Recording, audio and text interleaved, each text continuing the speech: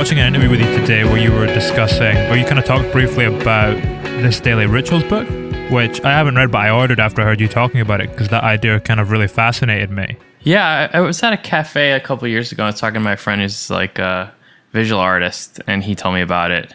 And then my buddy Ernest from Washed Out also kind of recommended it to me. So that's like the classic. Once I get 2 recommendations, then I've got to get it.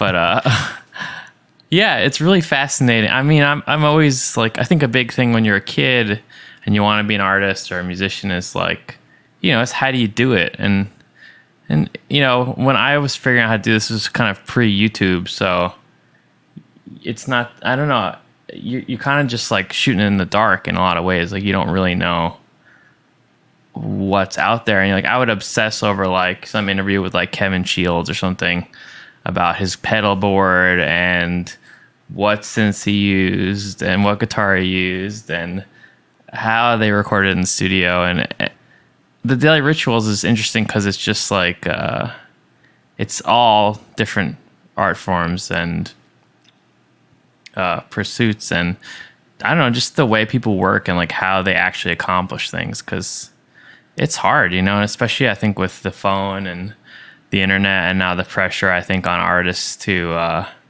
kind of be their publicity and do their own marketing at the same time has like really created, I think, a difficulty for people to, I don't know, just have space and time to really make work. And I think it's really important to figure out how to separate your work from Instagram and the ways people kind of find it. I mean, it saps up a lot of time, like just doing the posts and all that kind of stuff. Like you don't think about it, but we put out like 5 of these a week, and even if you just spend half an hour putting together the post for each one, it adds up. It's endless. Like I feel like since we announced the record, I've done very little music because I just have to do all this social media stuff all the time, and it's, I don't know, it's not my favorite, but I do love the ability to connect directly with our fans and people of the bands, but it's a lot, and I think it's a little bit poisonous for the craft, and I don't know, I can't say that like, it just feels like with a lot of artists, some of them are just big because they're social media, like more so than the actual music, like it seems like it's more important in a lot of ways. I feel like that's also more ephemeral though.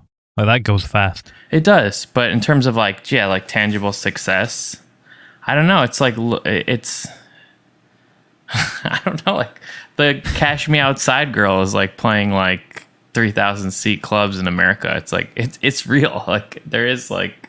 Who is? I forget her name, like Bad Baby or something. She just had like this moment on a tabloid talk show where she told the host she said, "Cash me outside, like come meet me outside and we'll fight." And she basically has turned it into like a legitimate rap career. Wow.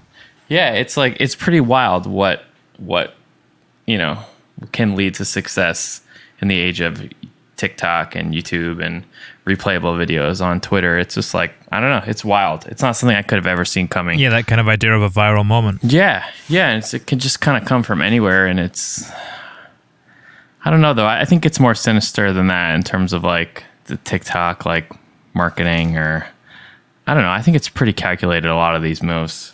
So in terms of like running on algorithms. Yeah, and I think there's like companies that do this stuff, they kind of do it for you.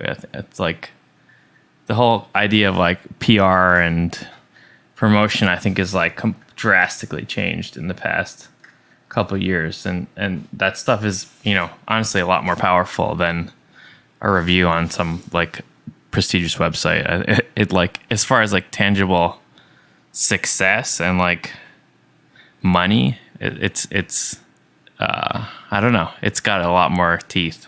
Yeah, for sure. And it feels like the kind of music industry PR always takes 10 years to catch up to it. Oh yeah. It's never ahead of the curve. It's always just behind it.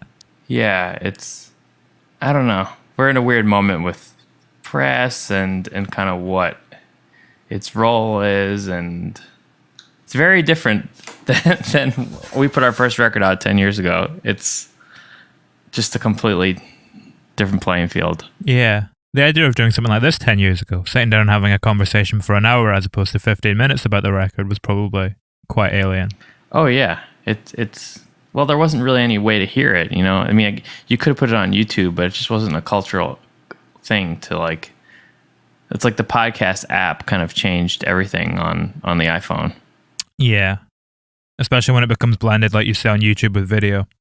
Yeah, and that's when the viral moment happens. For sure. To come back to the let's talk about something fun. I hate this stuff. I was going to say, to come back to the Daily Rituals book.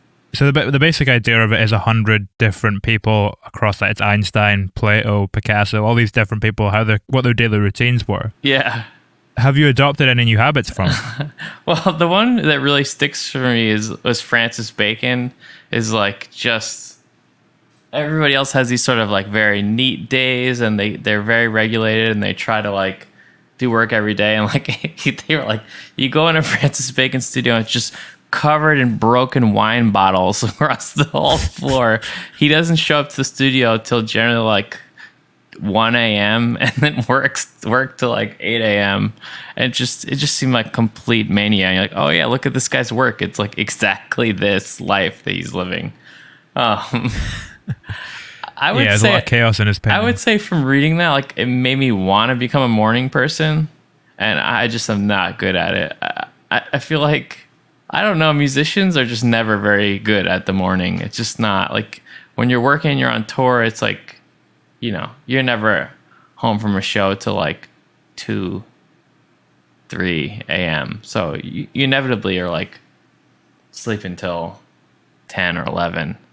But I don't know. I do feel like there's like mornings when I do get up and like accomplish some writing or some songwriting before like 9 or 10. Like, I feel really good about myself and not like a derelict, chill wave musician. What would prompt one of the mornings when you get up and start working before 9 a.m.?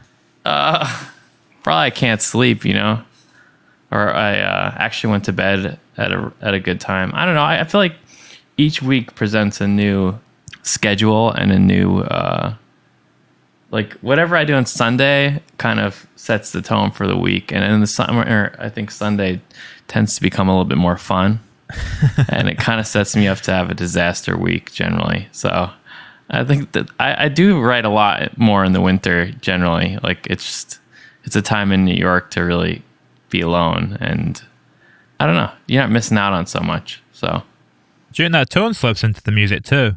The kind of slight starkness of the New York winters. Yeah, for sure. I always have thought of our band as like winter at the beach in New York. That's like the main like imagery that goes with it to me. Dark skies. Yeah. It's a time to take a second and think about what you've been doing. Do you go to the beach quite often? Yeah, I mean, I was raised in Long Island, pretty close to the beach, so I grew up going, you know, a couple times a week in the summer, and yeah, I generally go like once or twice a week. I think people don't really get that New York is a beach town, you know, like the summer is all about, you know, Rockaway and Coney Island, and kind of forgetting that you're within a couple miles of this like monstrous metropolis, and you just get a second to kind of be among the folks and in the water, and it's restorative. And I don't know, I grew to like New York a lot more, I think, once I started going as a city resident a lot more. It kind of, I don't know, it just softens the place a little bit. Just Coney Island and, you know, those, what was the place you said, Rockaway? Rockaway, yeah. Do they feel like a part of the city, or are they something slightly separate? What I always love about it is that you can see like the Manhattan skyline from them because it's so low. Maybe not from Coney Island, but from Rockaway you can. Like, we made a music video called The Bridge, and like I really wanted to shoot in Rockaway just because I love that perspective, like the wideness of it. I always have the memory like of honestly watching the Twin Towers from the beach in 2001, because you can see it all the way from Long Island. You can see the smoke. So I don't know. I think it's just like, it's a bit humbling, like how small the city looks from where you're at the beach. And I don't know. It makes me understand the scope of the place. in a way that when you're inside Manhattan, you don't really, other than when you take a look up at a tall building. But honestly, I don't even go into the middle of the city other than like once a year. So I feel like I'm always downtown if I am in Manhattan. So yeah, it's just a chance to like look at this place and think about what it is, and you know, humanity's desire to reach the sky. And I don't know. Yeah, looking at it as well in terms of when you're in New York, it can feel like the whole world, and maybe when you're on the beach and you see it in the distance, you realize that it's not quite as big as it seems, or... No, it looks real. I mean, it looks really big huge to me. It's really impressive. Like, I'm like, this place is wild. I can't believe people did this.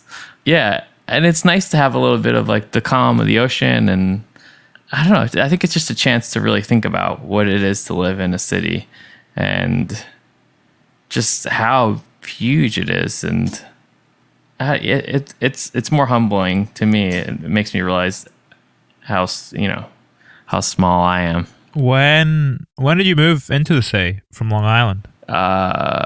2004.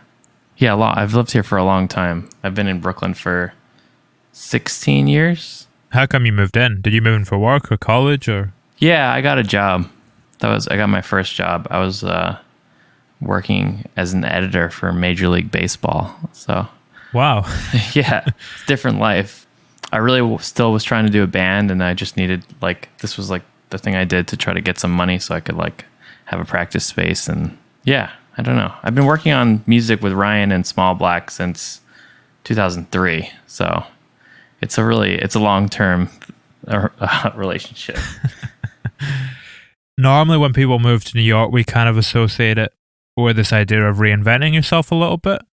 Is that harder to do when you initially lived so close? I mean, what's Long Island, like 20 miles, 25 or something? Yeah, I grew up like 35 minutes out on the train from like downtown Manhattan. So yeah, it's like 20 miles or something, where like I lived pretty close to Queens. Yeah, I mean, the whole record to me is about like feeling like very much a New Yorker, and then also like kind of still feeling like an outsider as a Long Island kid. Like, yeah, it's a weird perspective. Like what reinvention is, like the whole thing in New York. And it's like most of my friends are, they're not from here. They're all like, they've all come here to chase a job or to chase art or music or, I don't know, just to get out of where they are. So, I mean, I've got like such a deep family history. Like I live in Greenpoint in Brooklyn. My grandmother grew up here. My dad grew up in Queens. So did my mom. And then they moved to Long Island. I don't know. I just kind of have realized like I don't really have a New York accent. I definitely don't have a Long Island accent on kind of on purpose. And I always wanted to get out of there so much. I really hated it. It's very conservative, and it's very tough guy. It's pretty rough. I never felt like much of a part of the culture there. I always was kind of a, weird kid in a band. It's kind of how I found my identity there, and it made sense that that's kind of what I brought with me to the city. But I do feel like I am a part of that culture, even if I don't really want to be. And I don't know. It's like I always thought I would kind of leave and go to California or, someplace else. And really, I made it I made it like 20 miles from my family's house. So I'm just kind of stuck here. How come you thought you'd go to California? My dad was, he had a really romantic, I think, like adolescence and like young 20s life. He just was a crazy hitchhiker, and he hitchhiked to California when he was like 15. And then he did it like 6 years in a row. And he just like lived on the beach and was a surfer. And he drove cars for this guy, Gary Lewis, who was like kind of a minor pop star in like the late 60s. He's Jerry Lewis, the comedian's son. Okay. And yeah, he just kind of presented this really romantic image of the place. And I mean, I love California. I think it's the best. I haven't I don't know. I've found it hard to get out of here. It's interesting what you were saying as well about how you feel like perhaps slightly reluctantly you were still a part or still are a part of that Long Island kind of culture. Where do you see it in yourself? What did you kind of mean by that? Well, New York is like, there's all like this sort of bullshit, like New York tough, New York strong stuff, like Andrew Cuomo will say that, but like, there is sort of like there's a no bullshit thing that comes with being a New Yorker. Like, you are the first time you go to the city as a kid, and this was probably when I was a little different, like, people try to scam you on the street. People, you realize very quickly to like not talk to anyone because they all want something from you.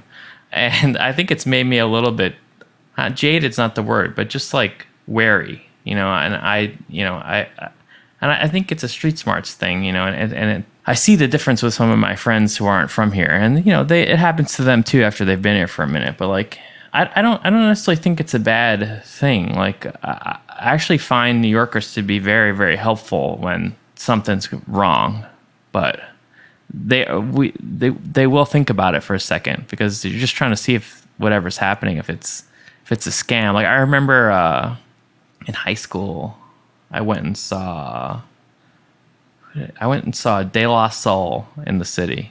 This guy came up to us after the show, and we were kids. We were like 14 maybe. And he was like, just tell me 3 things and I'll rap about it. And I forgot what we said. I know one of them was aliens, and I think maybe the other thing was pizza and something else dumb, like whatever I was into then. And then he proceeded to actually just do one of the worst raps I've ever heard, and then pretty much forced us to give him, because he was very big, like forced us to give him $20 for his horrible CDR mix CD. So like, I don't know, there's like that scammer thing in New York that's like, I don't know, it is kind of like intrinsic to living here. Yeah, and as far as the Long Island thing, I was really influenced by this book called Holy Land that I read like during making this record. It's written by this guy DJ Waldy. It's like 100 sort of prose entries about growing up in Lakewood, California, which is actually like kind of the equivalent of Long Island. It's the first suburb in California. My mom actually grew up in Levittown, which is, I don't know if you know, is like the first suburb in the country. Built for the military guys. Yeah, it's like her dad was a GI and fought in World War II, and her family got a house there, and yeah, she's like literally one of those like test families. So this book I just thought was like, I feel like the suburbs gets a lot of crap, and for good reason all the time in America, especially in art and music culture. It's like kind of, there's a lot of terrible things about it, and it can be very xenophobic and it's very inclusive. But like, I think this book, he just was kind of looking at some of the sweeter parts of it and just like trying to be honest about what it is to live there. And I don't know, I thought it was really beautiful, and like, I don't know, it just kind of touched me, and it kind of snuck into the record. The song Postcard is definitely like, it's kind of about being unapologetic about your life, and not having to feel bad about it. That's interesting, because it's probably the danciest song on the record. Very bright in that way. Yeah, the lyrics I think are really a bit downtrodden, though, in a way I like. It's about being resigned, and it's about acceptance, which I think is kind of a really beautiful sentiment when you can actually believe it. Acceptance of where you grew up. Yeah, and just being okay with it, and like accepting the good and the bad, and kind of how it made you what you are. Yeah. I guess it's just something that comes with time. Once you can kind of see it and frame it in the trajectory of your life as a whole, you kind of realize that often played a pretty positive role in shaping who you are. Yeah. I mean, just like thinking about riding bikes with my friends and hopping through yards and sneaking into the city on the Long Island Railroad. I don't know. This is my life, and those formative experiences make you whether you like it or not. Very idyllic. Yeah, it's some of it for sure. Didn't you go to the same high school as Twisted Sister? I did, yeah. Dee Snider. Yeah, he came to our Christmas concert one year. Wow. They did like the 12 days of Christmas bit, and it was like, on the 12th day of Christmas, my true love came to me. And then Dee Snider just screamed, "I want to rock!" It was honestly pretty amazing. I know I've had a bunch of Dee Snider run-ins. I remember in high school, my bandmate ran into him at like the local record store, and like he just like started talking to my friend Mike, and he just bought him all these CDs. So we kind of like we have a soft spot for D for sure. How come you decided to open the album with a song set in Florida if a lot of it kind of concerns where you grew up in New York and your relationship to it? Well, Florida is just kind of an extension of Long Island in a lot of ways. Like, it's kind of where you go, like it's where your parents end up going, or like your uncle, or it's where I grew up going on vacation with my family. Like, the song is like from the perspective of a couple that's like kind of having a meltdown on a trip, and it's like, you know, there's some of that from my parents' time down there, and I don't know. I just look at it as a place we like to idealize in New York as a place to escape to. Yeah, I think in an interview I mentioned it's kind of like it's like heaven for New Yorkers in a lot of ways, you know. And I don't know, Tampa is just like this. I don't know. It's just like this weird paradise that's like, you know, it's not perfect, but it is. Is it almost like what the suburbs are for families, Florida is for older people? Yeah, for sure. It's where you go to check out. Yeah, I was legit talking to my dad last week, and he was telling me he kind of wants to move to Florida now. I'm like, see, I was right. Look, I know how this goes. I mean, you get the sun. They're pretty low taxes as well, aren't they? Yeah, there's no state income tax, so perfect. Yeah, it's very enticing for someone on on a fixed income later in life. So yeah, I feel like it's like I have the same sort of feeling. I feel like I was very negative about Florida, and now I'm like, well, I think it'd be fun if you went there, Dad. I'll come see you. Get a holiday in the sun. Yeah, sounds good to me. Just don't make it that complicated. It's like that's enough. That story you mentioned that kind of spawned Tampa, is that a hypothetical story in your mind, or is that something that's kind of pulling from real life? It's just like about relationships I've had or my parents had. It is hypothetical. It's not like a real story. Some of the songs kind of come together through the details, you know, and I don't know, that song was like, that's a demo from like, I don't know, 2011 that I like kind of stumbled onto, and I was like, I love this melody. I always did, and I just never had a lyric I thought was very good for the music. I just had that part about the empty ball field in the dark, and I just felt like it had that sort of suburban night in the suburbs in paradise thing, and I don't know, it kind of just led to Tampa. Once you have that lyric, is that almost like the magic key? Does that unlock the door to finish the song? Yeah, I feel like for us, like, we don't really get too attached to music until there's like a really strong hook or like a really strong verse that feels like the song has a place and an intent. Otherwise, you know, we make so much music. I know we take forever to make records, but I mean, there's endless amounts of demos and ideas, but I don't know, to concoct full songs that are good, it just takes a lot of trial and error and a lot of cutting a lot of stuff. So how did you go about, because you're saying that you love the demo, you love the melody of it, how did you go about taking it into the sound of this record and the sound that you had there without inhibiting the spark that was making you enjoy it so much? Well, like that one particularly was based off a weird sample that's actually not in the final version, and I think it took us a while it's just kind of lo-fi, and it's a little bit too crappy to fit the rest of the elements of that of the final Tampa version. But I think it was really actually freeing when we muted it and it sounded good. And we were like, oh yeah, we can kind of recreate this feeling like through, you know, with just making things that sound maybe a little bit better, a little bit more widescreen. But yeah, that's always a battle, is to like not lose that original spark. There's like the Leonard Cohen quote that's he's like, just don't ever stray too far from the origin of your song. And I do try to think about that. It's important to like not lose that original intent. For sure. I think as well, you used the phrase there, widescreen. And when I first heard the record, the way that I kind of framed it in my mind was indie film story with blockbuster kind of production. Cool.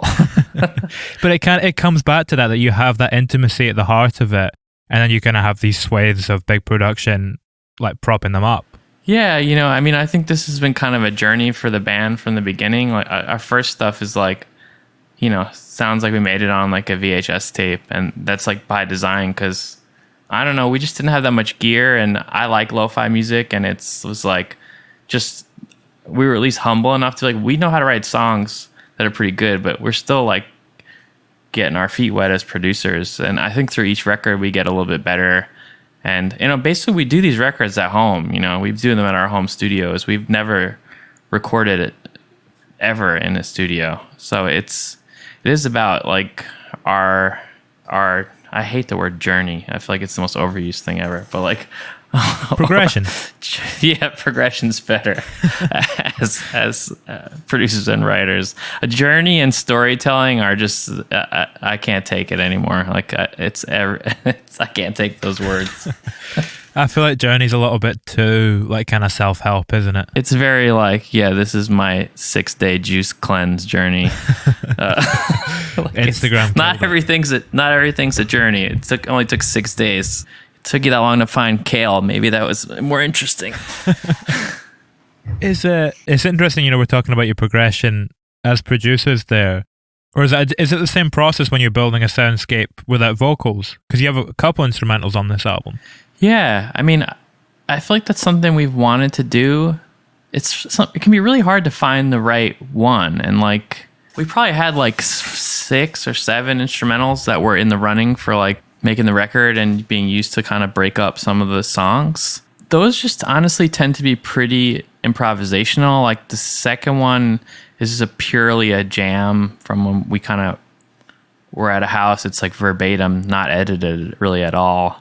So was the first one actually. Yeah, that's also a jam from when, we were at some house somewhere upstate. Comes back to the intimacy thing. Yeah, it's kind of about like the band hanging out and just like not thinking about it too much. And unfortunately when you add lyrics to the mix, like it really does force it to be more planned and calculated.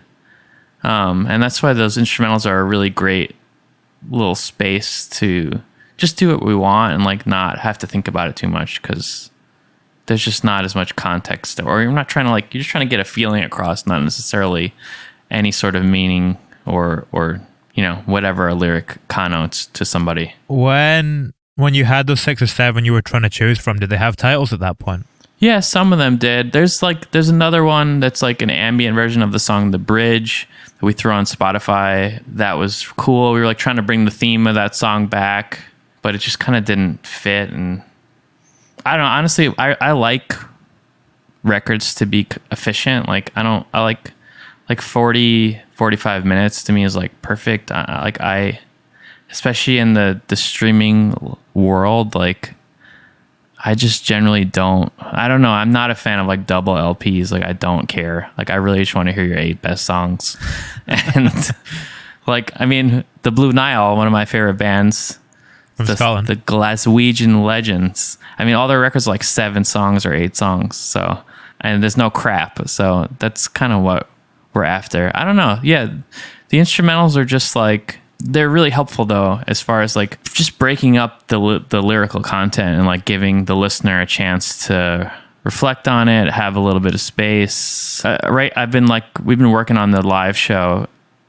We're kind of just starting to get deep into that.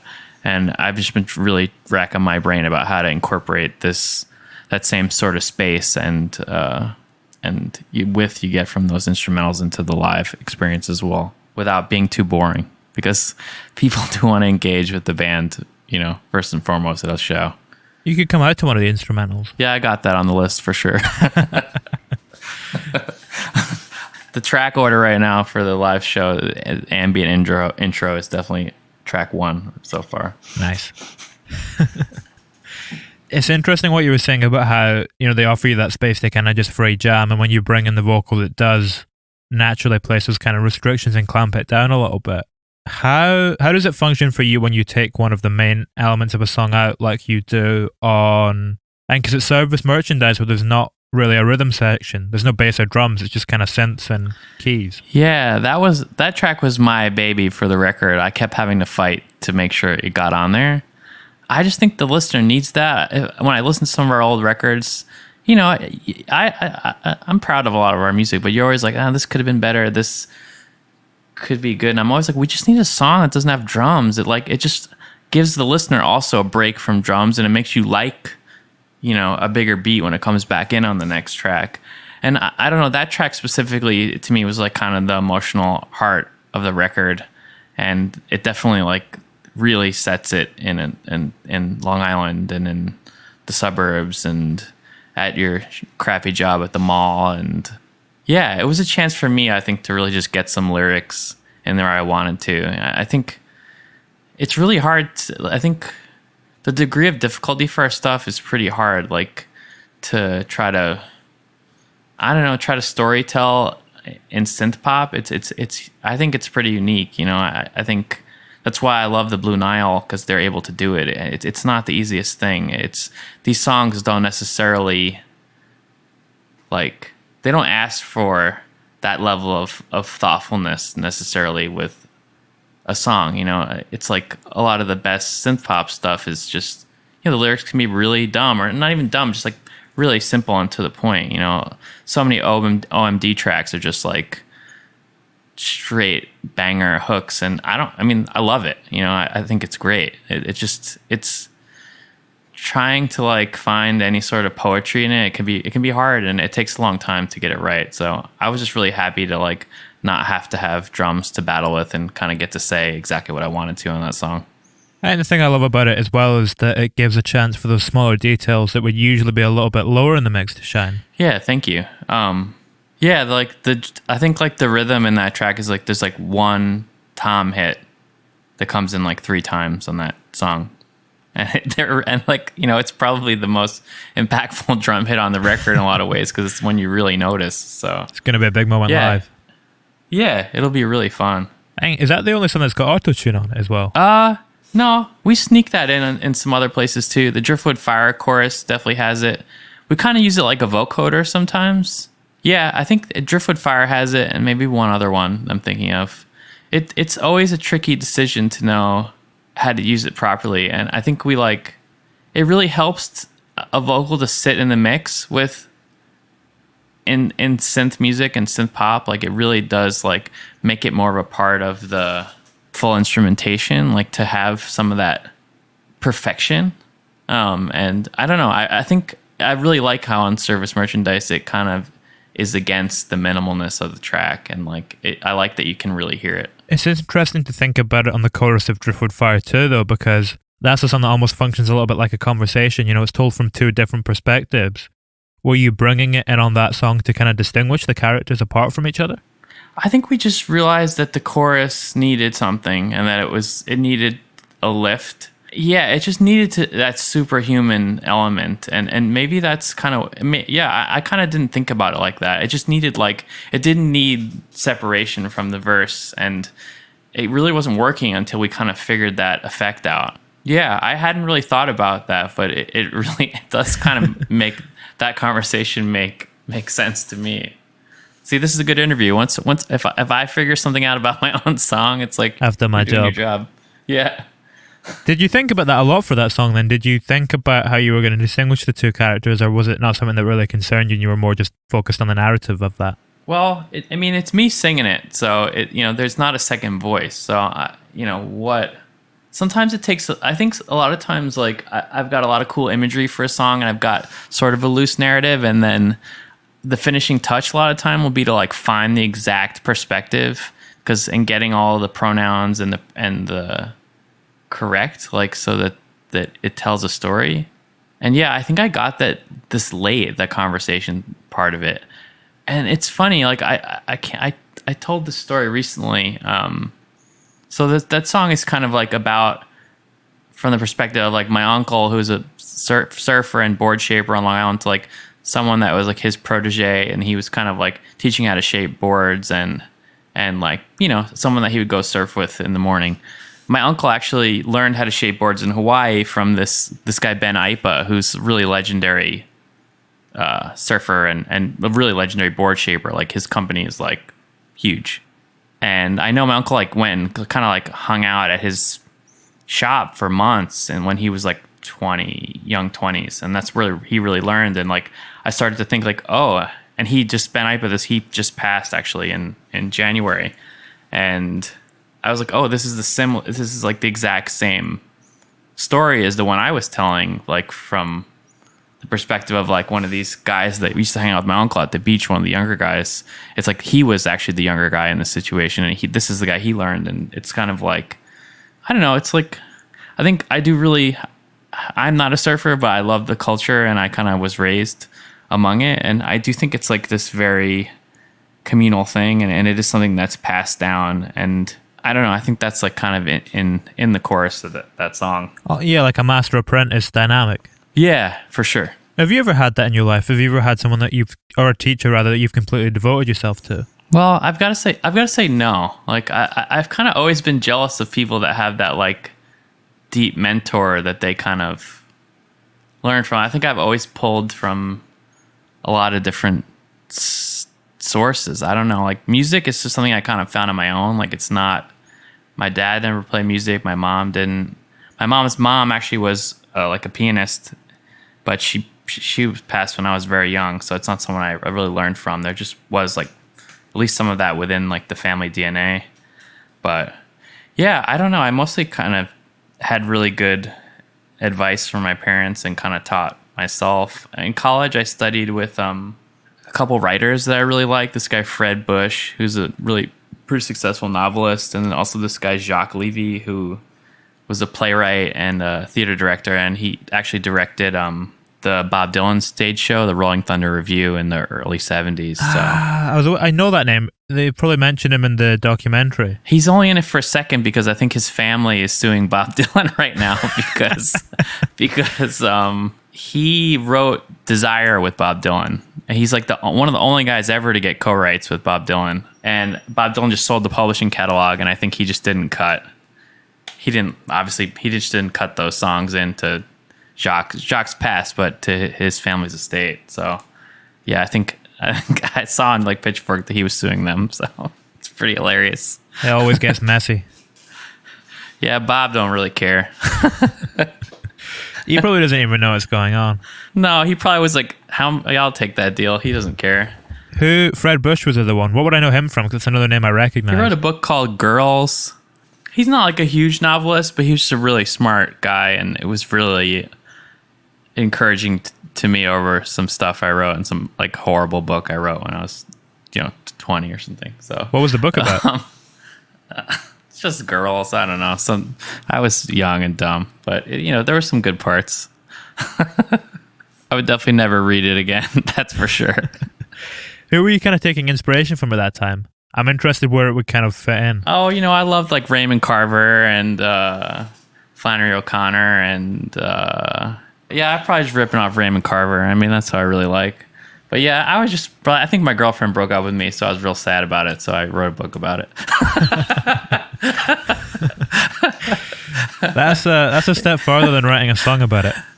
Yeah, pretty much. It was a novella, so it's like it's something to do.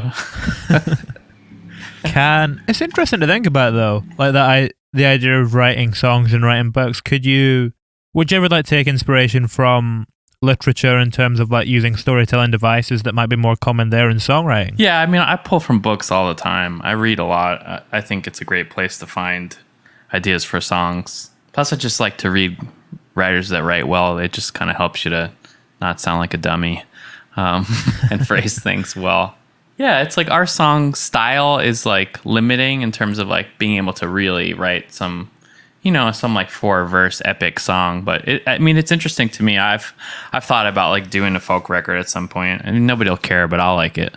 But yeah, no, I mean, I definitely aspire to do writing. I write poems. I write short stories sometimes, but that's mostly for me. I mean, The Bridge is kind of doing that, like completely placing yourself in someone else's shoes and telling a story through them. Yeah, that was really exciting to me. That was the first song we did for the record. it's really nice to get out of your own head, and I think it's freeing. And I do think, I don't know, I always want there to be some element of myself in the song, since I have to go in front of people and sing it, because I want to feel conviction and that I can get behind it. So if I'm gonna get into somebody else's head, I've got to feel like I really know where they're coming from, because it's on me to be convincing. And yeah, I just knew my uncle really well, and it was fun to kind of use some of his language in the song too. There's a part where the lyric is getting tuned up, and that's like when we would like get drunk. That's what he would call it. He calls people bums in the song. I put that in. That's a very old New York kind of thing. Oh yeah, I mean my family has very thick Long Island accents, and they're very hilariously like brutal and ball busters. Like, I mean, that's the culture I come from. I mean, maybe that's what I feel kind of linked to, is like just the constant busting people's chops, like tough love stuff, and I do really like that. And it is kind of a part of a lot of my relationships with my friends. And I think there's a sweetness to it that I do love. And I learned a lot from my uncle and my dad. And yeah, I don't know. The bridge is a really sad song, but I feel a lot of power in being able to do it. And I feel like a lot of honoring of my uncle's memory when we get to do it. And it's definitely emotional. We haven't really got to play it for anybody yet, but I think it's going to be pretty heavy when we do. Was the fact that you were writing from his perspective also fueling it sonically? Because it's quite different to everything else on the record. Yeah, that was like Juan really brought that guitar riff and that bass line to the band, and we were like, we got to do this. We just really want something fast like this that's going to be so fun to play live. I thought that, yeah, maybe the lyric kind of helped to bring it more into the world of the record, even though it's sonically a little bit different. You can get kind of stuck and lumped into the synth pop or like down tempo chill wave thing, and I'm just like, it's like this song is 152 BPMs, like it's really fast, it's ripping. Like if you come to the show, it's not going to be, this is not down tempo Ibiza chill out, like it's gonna be pretty ripping. So I don't know, I just felt like I think I love the tempo, and like my uncle is such an athlete and like such a badass. Like he was like, him and my dad are just like insane workout people. Like they've just have been doing all these insane workouts since the 70s. Like they built all their own gear. But my dad used to just have these like what look like medieval torture devices in my basement, which was just like some like rocks with like a rope tied through it that he'd have to like pull up for his forearms. like they're hardcore. Like and they, what they were really into was running at the beach in the sand, because it's brutal. So because you sink into it. It's so hard, if to like go put in 5 in like the sand. It's something to do. So I like sort of the physicality of that, and like I think it does kind of, maybe that's why when I heard that music from Juan, it kind of, I don't know, it just kind of led me there as a lyricist. Isn't your dad trying to break like a world javelin record as well at the moment? Yeah, he's down at the beach throwing all the time. Yeah, he was the javelin thrower in college. He like tried out for the Washington football team as like a wide receiver. So he's just kind of like this insane, like was a very good athlete. And yeah, he threw the javelin in college, and I don't know, he's always after some crazy feat. So yeah, he's been working trying to break the US senior javelin record. I don't know how close he is, but I'm really into the quest. That's a journey. For sure. I know. I didn't say it. I thought it though. How do you see that kind of competitiveness that they have with themselves and yourself? Do you feel like quite competitive with yourself when it comes to your creativity and bettering yourself in that way? For sure. Yeah, I'm pretty relentless, but yeah, not with sports. I'm horrible at sports. But I mean, I work really hard at this, and I do take that sort of relentlessness from my dad. I think I don't know, he just wouldn't really take no for an answer with things. Like if he thought he could be the best at something, he would try, even if it was crazy, which is trying to break the U.S. javelin record at 70 years old. But, definitely like instilled the kind of why not me attitude in me. But also just like, if you want to do it, you've got to put in all the work, and you really, I don't know. There's kind of no excuse, like I don't know. He really had a strong work ethic, and the working out kind of is, I don't know. You can't really go around him and just kind of be a bum, because you're just going to feel bad about yourself. So I don't know. He definitely made me a little crazy, and I'll take it. He definitely wanted my sister and I to be great. He would tell us that, and maybe that's led me on this path to try to do something cool. So it kind of comes back to the daily routine thing a little bit too, doesn't it? This idea of working at bettering yourself every day and that relentless work ethic. Yeah, I know all the best people are doing that, and that's what that book kind of confirms. Is like, you got to put in the work, otherwise, it's not going to happen. So yeah, and I think with the band, we know that too, and we're also not cocky enough to think that everything we do is really good. It's like, we know that half the songs we're going to do probably suck, and then out of those half that are okay, we've got to find like the 20% of them that have the potential to be special. So it's definitely a constant grind to get the good stuff. One final question before we go. Is Disclosure on the horizon? This is more Juan and Ryan's territory. I'm like the resident skeptic in the band, but I do play along. Probably, right? It seems like every week I feel like I see a new article on Twitter, and we'll have to get Juan's perspective to really know what the current status is. But yeah, probably. I mean, might as well.